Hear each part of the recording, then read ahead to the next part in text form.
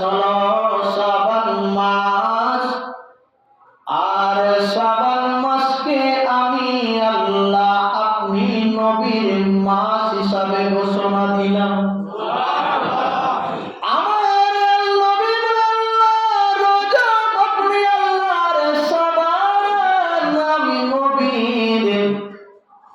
বলেন আমার গুনাহগার উম্মতের জন্য কি রাখলেন? আমার আল্লাহ বলে হাবিব আপনি টেনশন করিয়েন না, রজব মাস আমি আল্লাহর মাস, শাবান মাস আপনি নবীর মাস।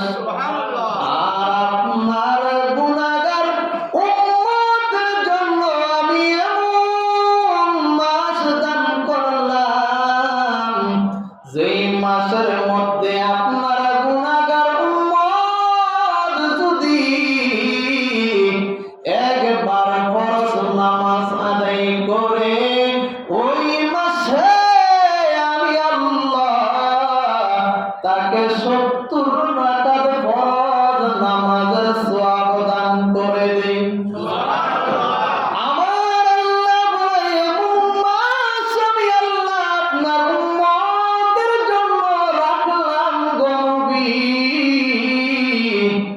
ওই মাসের মধ্যে আপনার উম্মত যদি নফল নামাজ আদায় করে নফল নামাজের সওয়াব আমি আল্লাহ ফরজের সম পরিমাণ দিয়ে রাখি। আমার আল্লাহ বলে ও নবী শুধু তাই নয়, ওই মাসের মধ্যে যদি আপনার বান্দা আপনার কোন উম্মত আমি আল্লাহর কাছে কান্নাকাটি করে তওবা করে আমি আল্লাহ ওই মাসে আপনার উম্মতের গুনাহগুলো মাফ করে দেব। আমার নবী কেমন নবী রে বাবা, আমার নবী কেমন উম্মতের জন্য পাগল। আমার আল্লাহ আখির নবীর বানানোর পর আমার আল্লাহ একটা বছর নির্ধারণ করে দিল, বয়স সীমা করে দিল। নবী গো আপনার উম্মতেরা 50 বছর, 60 বছর, 100 বছর, 150 বছর বাঁচবে। ও নবী আপনার উম্মতের হায়াতটুকু কম বাঁচবে কম। আমার নবী আল্লাহর দরবারে কান্দে, আল্লাহ ও আমার আল্লাহ, আদম নবীর উম্মতেরা তারা 500 বছর বাঁচল, তারা 700 বছর দুনিয়ার মধ্যে বাঁচল। ও আল্লাহ মুসা নবীর উম্মতেরা 200 বছর দুনিয়ার মধ্যে বাঁচল। ও আল্লাহ ঈসা নবীর উম্মতেরা লম্বা হায়াত পাইল। আল্লাহ আমি নবী আমার উম্মতের জন্য টেনশন।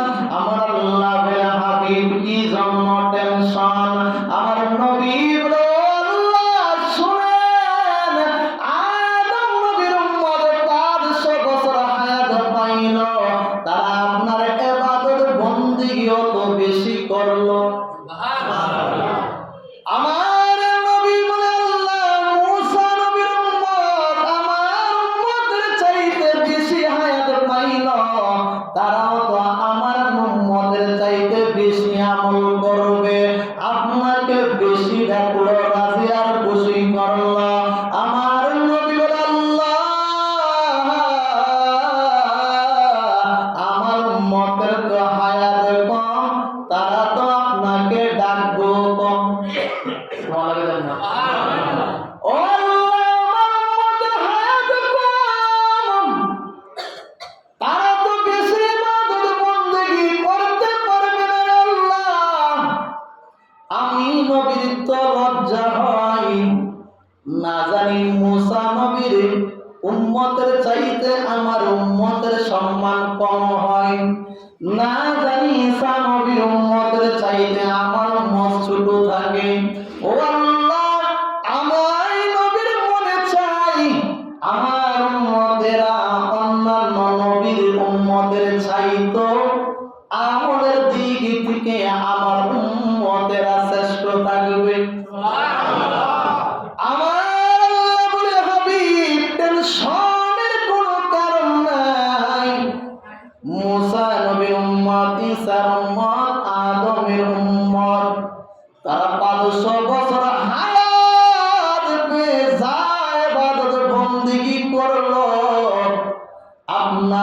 উম্মতের জন্য আমি এমন কিছু মাস রেখেছি, এমন কোন কিছু দিন রেখেছি গো নবী, এই দিনের মধ্যে এই রাত্রে যদি আপনার উম্মত আমি আল্লাহকে রাজি আর খুশি করতে পারে, আদম নবীর উম্মত 500 বছরে যা ইবাদত করলো তার চাইতে আরো বেশি সওয়াব আমি আপনার উম্মতকে দান করব। কিন্তু আমরা বুঝি আমরা ইবাদত করতে রাজি না। এই যে একটা মাস সামনে আমাদের আসতেছে, আমার নবী সব সময় আল্লাহর কাছে দোয়া করতেন, আল্লাহুম্মা বারিক লানা ফি রজব ওয়া শাবান ওয়া বাল্লিগনা রমাদান। আল্লাহ রজব মাস এবং শাবান মাসকে আমি নবীর জন্য বরকতময় করে দিই। কি করে দিই? বরকতময় করে দিই। এবং আমি নবীর হায়াতটুকু রমজান পর্যন্ত বাড়িয়ে দিই।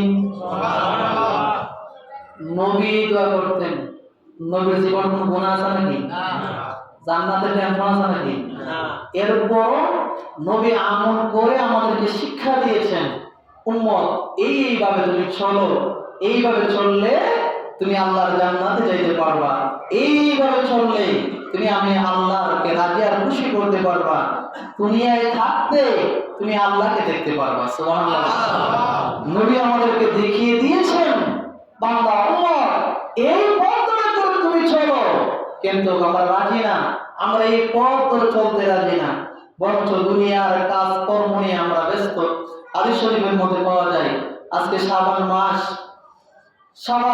আমার নবী বলেন রজব এবং রমজানের মধ্যবর্তী মাস হলো এই শাবান মাস।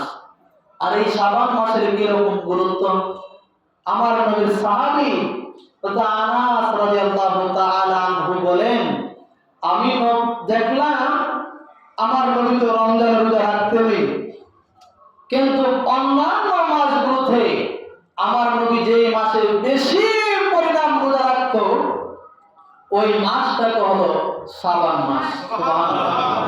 তো নবী এই মাসে বেশি বেশি রোজা রাখতেন, বেশি বেশি নফল ইবাদত বندگی করতেন। আসলে একটা জিনিস আপনারা অনুধাবন করবেন, দেখবেন আজকে যদি আপনারা ধারাবাহিকভাবে 4-5টা রোজা রাখেন, দেখবেন আপনার রোজা রাখতেই মন চাবে, ঠিক না নাকি? যেমন আমি এই রজব মাসে কয়েকটি ধারাবাহিক রোজা রাখলাম, মানে আমার কাছে মনে হয়েছে যে আমি আসলে রমজান মাসে রোজা রাখতেছি। আমার নবীর হাদিস তো মিথ্যা না, আপনি এখনো একটু যাচাই বাছাই করার জন্য দেখবেন এই শাবান মাসেও আপনি ধারাবাহিক কয়টা রোজা রাখেন। আমার নবী বলেছেন, উম্মত এই শাবান মাসে তোমরা বেশি বেশি রোজা রাখো, কিন্তু আমরা নির্ধারণ করে ফেলেছি। এখন দেখা যায় এই রজব মাসও অনেক মা বোনরা আমাদেরকে জিজ্ঞাসা করে রোজা কয়টা রাখবো, রোজা কয়টা রাখবো। আবার শাবান মাসের 14 শাবান যখন শবে বরাত চলে আসবে, আবার মা বোনেরা বলবে, অনেক মুরব্বী ভাইরা আবারও বলবে, হুজুর রোজা কয়টা রাখবো, ঠিক না বেঠিক? কিন্তু আমাদের বোঝা দরকার রোজার কোন নির্দিষ্ট নাই। এই মাসে যত বেশি রোজা রাখা যায়, যত বেশি রোজা রাখা যায়, এটা মা বোনদেরকে বলে দিবেন যে এই 2-1 দিন শুধু রোজা রাখবা, বাকি দিনগুলো কি করবা। কারণ আপনি যদি এখন থেকে বেশি বেশি এই শাবান মাসে যদি বেশি বেশি করে রোজা রাখেন, তাহলে দেখা যাবে আপনি রমজান মাসে রোজা রাখতে আর আপনার কষ্ট হবে না। আপনার মধ্যে একটা রোজার প্রতি ভালোবাসা, একটা অন্যরকম একটা মনোভাব আপনার মধ্যে চলে আসবে। তখন আপনি রোজা রেখে মজা পাবেন, আপনি নফল ইবাদত বندگی করে মজা পাবেন। আর আপনি এই শাবান মাসটা শুধু ঘোরাফেরা করলেন, খাইলেন দাইলেন আর মন মতি করে চললেন, রমজান মাসে আপনি রোজা রাখবেন। কিন্তু বাবারা, আমার রমজান মাস আসার আগেই এই রমজান মাসের জন্য নিজেকে প্রস্তুতি করা দরকার, আছে না নাই? আছে না নাই? চেষ্টা করবেন। আমি কয়েক জুমা ধরে শুধু বলতেছি, এই রমজান মাস আসার আগেই আমাদেরকে পরিবর্তন হতে হবে, কারণ রোজা রাখলাম, রোজা রেখে হারামও খাইলাম, বলেন এই রোজার কাম হবে? কথা বলেন না কেন? রোজা রাখলেন, আপনি ঘুষও খাইলেন, ঘুষ বন্ধ হইল না, আপনি রোজা রাখলেন, রাত্রে গিয়ে আবার গাঁজা খাইলেন, এই রোজার কাজ হবে? রোজা রাখার, রোজার মাস ঢোকার সাথে সাথে আমরা সকলে জানি আল্লাহ রাব্বুল আলামিন দুনিয়ার মধ্যে যত রকমের জিন ভূত রয়েছে সবগুলোকে আল্লাহ আটকিয়ে ফেলেন। দুনিয়ার মধ্যে যত রকমের শয়তান রয়েছে সবগুলার দরজা আল্লাহ বন্ধ করে দেন।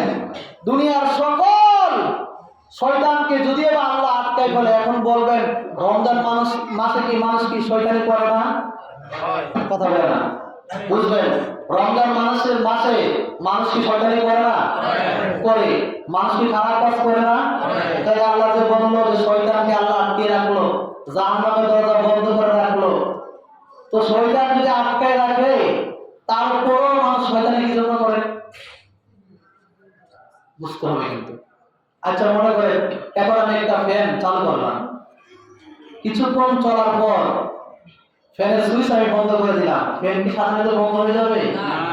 বন্ধ হবে না, কিন্তু অটোমেটিক চলবে, কিন্তু ফ্যানের সুইচ কিন্তু কি বন্ধ। আপনি যে গোটা 11 মাস শয়তানি করলেন, শয়তানি বন্ধ, কিন্তু আপনার শয়তানি এখন বন্ধ হয় নাই। এই জন্যই আপনাকে শাবান মাস থেকে যখন নিজেকে একটু পরিবর্তন করার চেষ্টা করবেন, দেখবেন ইনশাআল্লাহ রমজান আসার আগে আগেই অটোমেটিকলি ফ্যান বন্ধ হয়ে যাবে।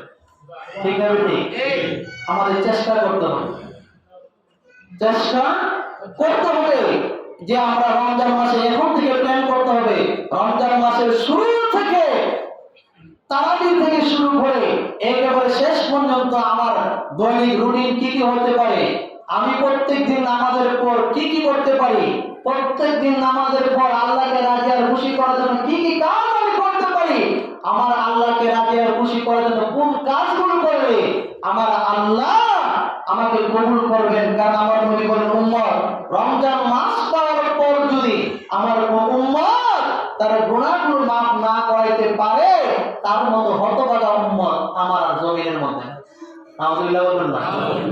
তো চিন্তা করবেন যুবক ভাইরা, ওটা বছর তো আমরা দুষ্টামি করি, যাই কিছু করি এই রমজান মাসটা, কারণ রমজান মাসও আপনার মরণ হইতে পারে কি পারে না? পারে, যে কোনো সময় আপনার মরণ হইতে পারে। এই জন্য মরার আগে নিজেকে পরিবর্তন করা দরকার আছে। আল্লাহ আমাদেরকে যেহেতু হায়াত দিয়েছেন, আল্লাহর কাছে দোয়া করি আল্লাহ আমাদের হায়াতকে বাড়িয়ে রমজান পর্যন্ত নিয়ে যান। আমিন বলেন। আল্লাহ আমাদের এই রজব এবং শাবান মাস আমাদের জন্য বরকতময় করুন এবং আমাদের হায়াতকে রমজান পর্যন্ত বাড়িয়ে দিক, যাতে এই রমজান মাস পাওয়ার পর আপনি মনে মনে নিয়ত করেন আল্লাহ আমি যা গুনাহ করেছি আজকে আপনার কাছে তওবা করলাম, আর জীবনে গুনাহ করব না।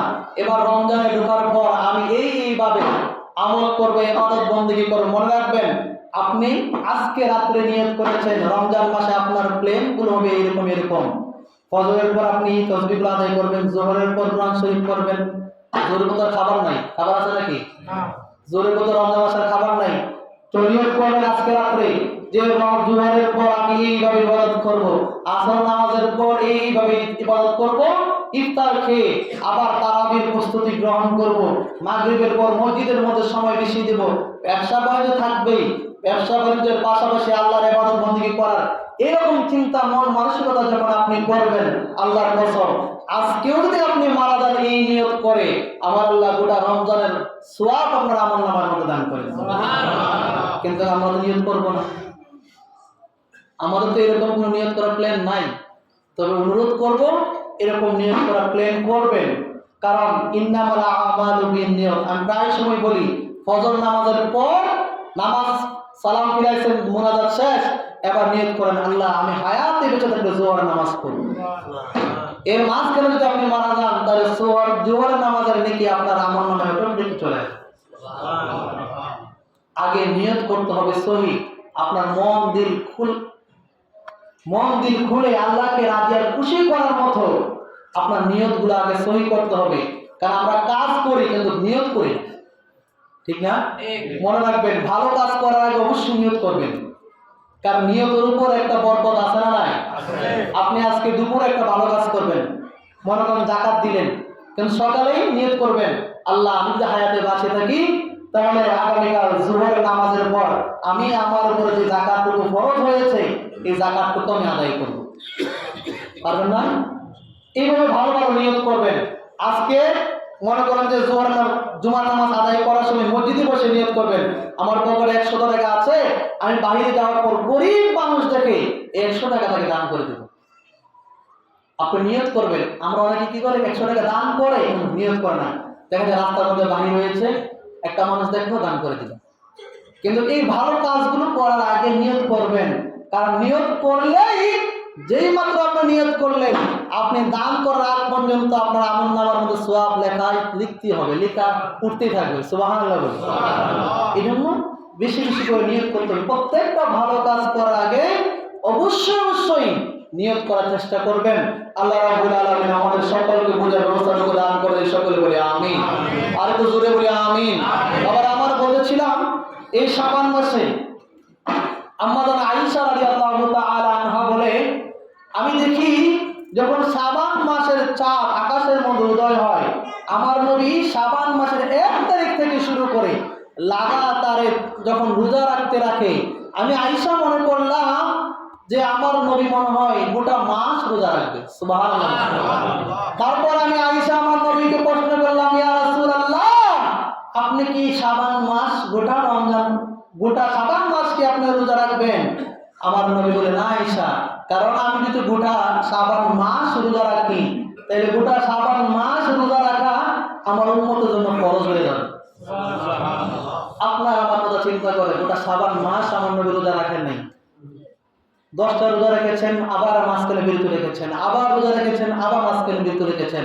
শুধু আপনার আমার কথা চিন্তা করে, কারণ আমরা তো পারবো না। ঠিক না বেটি? এই জন্য এই শাবান মাসে বেশি বেশি করে রোজা রাখার চেষ্টা করো। মা বোনদেরকে বলে দিবেন, তোমরা যতটুকু পারো রোজা রাখো, ভালো ভালো কাজগুলো করার চেষ্টা করো। বলতেছিলাম যাকাতের কথা গত জুমায় বলেছিলাম যে সাহাবায়ে কেরাম রমজান মাসের অপেক্ষা করতো না যে তারা রমজান মাস আসলে যাকাত প্রদান করবে। আজকে তো আমরা এখন যাকাত দেই।